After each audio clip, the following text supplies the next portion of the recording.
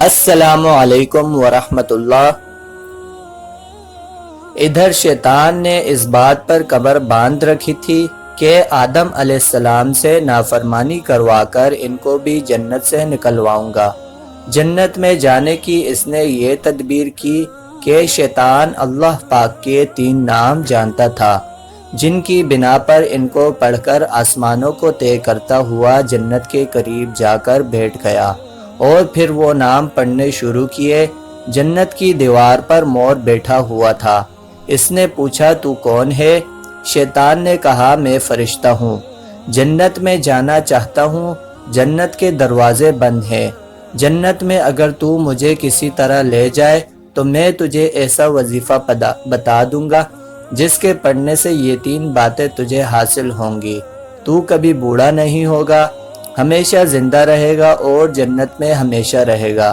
مور نے کہا جنت میں آدم علیہ السلام کی وجہ سے کوئی نہیں جا سکتا۔ مور نے یہ سب باتیں سانپ کو سنائی۔ سانپ نے لالچ میں آ کر جنت کی موری سے اپنا سر باہر نکالا اور شیطان سے کہا جنت میں تجھے لے جاؤں گا، وہ وظیفہ مجھے بتا دے۔ شیطان نے کہا مجھے جنت میں پہنچا دے، پھر بتاؤں گا۔ سانپ نے اپنا منہ کھولا، شیطان جھٹ سے اس کے منہ میں گھس گیا اور جنت میں پہنچ گیا۔ مور اور سانپ سے پھر بات بھی نہ کی، جنت میں ایک طرف بیٹھ کر رونے پیٹنے لگا۔ حضرت اماں حوا علیہ السلام نے شیطان کو دیکھا اور پوچھا تو کون ہے اور کیوں رو رہا ہے؟ شیطان نے کہا میں فرشتہ ہوں، تمہارے غم میں روتا ہوں، کیونکہ خدا تم دونوں کو جنت سے ایک دن ضرور نکالے گا اور پھر تم مصیبت اور تکلیف میں پڑ جاؤ گے۔ خدا نے تم کو اس درخت کا پھل کھانے سے منع کر دیا ہے۔ خدا کی قسم میں تمہارا خیر خواہ ہوں، ہمدردی سے کہتا ہوں اگر اس درخت کا پھل کھا لیا تو جنت میں ہمیشہ ہمیشہ رہو گے، کبھی نکالے نہ جاؤ گے۔ حضرت اماں حوا علیہ السلام کو اس کے رونے اور قسم کھانے سے یقین ہو گیا کہ ایسا کون بے ایمان ہو سکتا ہے جو اللہ کی جھوٹی قسم کھائے۔ تو حضرت اماں حوا علیہ السلام نے شیطان کے مکر و فریب میں آ کر درخت سے 3 پھل توڑ دیے، ایک خود کھا لیا اور 2 حضرت آدم علیہ السلام کے پاس لائی اور عرض کی ایک پھل میں نے کھا لیا اور یہ 2 آپ علیہ السلام کھا لیں۔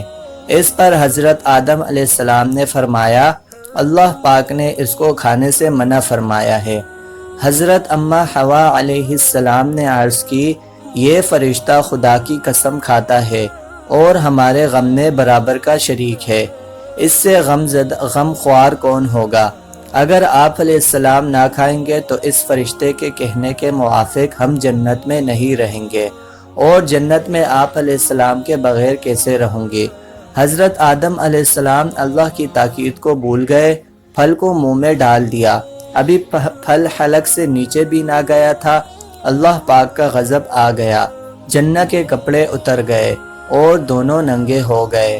بدن کو چھپانے کے لیے جس درخت کے پاس پتے لینے جاتے وہ درخت اونچا ہو جاتا اور جنت کی تمام چیزوں کی طرف سے کہا جاتا ہم سے دور ہو جاؤ کیونکہ تم اللہ کی نافرمانی کر کے مجرم ہو گئے۔ دونوں خوف اور شرم و حیا کی وجہ سے بے چین ہو گئے۔ حضرت جبرائیل علیہ السلام تشریف لائے اور دونوں سے فرمایا آپ علیہ السلام اللہ سے معافی مانگے۔ حضرت آدم علیہ السلام نے یہ دعا مانگی اے ہمارے رب ہم نے اپنی جانوں پر ظلم کیا، ہم معافی چاہتے ہیں، اگر معاف نہ کیا اور رحم نہ کیا تو ہم ٹوٹا پانے والوں میں سے ہو جائیں گے۔ اس کے بعد اللہ کا حکم ہوا اے آدم تم کو منع کیا تھا اس درخت کا پھل نہ کھائیں، اور یہ بھی بتلا دیا تھا شیطان تمہارا کھلا دشمن ہے، اس کے دھوکے میں مت آنا۔ اب نافرمانی کی سزا یہ ہے کہ آپ دونوں جنت سے نکلے اور دنیا میں جائیں۔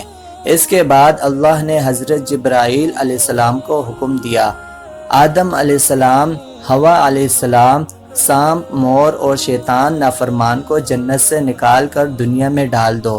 حضرت جبرائیل علیہ السلام نے اسی وقت سب کو جنت سے نکالا۔ حضرت آدم علیہ السلام کو ہندوستان کے سراندیپ جزیرے میں ڈالا تھا، حضرت اماں حوا علیہ السلام کو جدہ میں مور کو سستان میں، سانپ کو کوہ اصفہان میں اور شیطان کو ایک بڑے خوفناک پہاڑ میں ڈالا گیا تھا۔ سانپ بہت خوبصورت تھا، شیطان ظالم کی مدد کرنے اور لالچ کرنے کی وجہ سے بدصورت ہو گیا۔ مور کی صورت ہی بدل گئی تھی، وہ اپنے پاؤں دیکھ کر روتا ہے۔ شیطان دشمن انسان کو یہ سزا ملی کہ لعنت کا طوق گلے میں پڑا، اور آخرت میں اس کو اور جو لوگ اس کی تابعداری کریں گے سب کو دوزخ کی آگ میں جھونک دیا جائے گا۔ اگر آپ کو ویڈیو اچھی لگی ہو تو ویڈیو کو لائک ضرور کریں، چینل کو سبسکرائب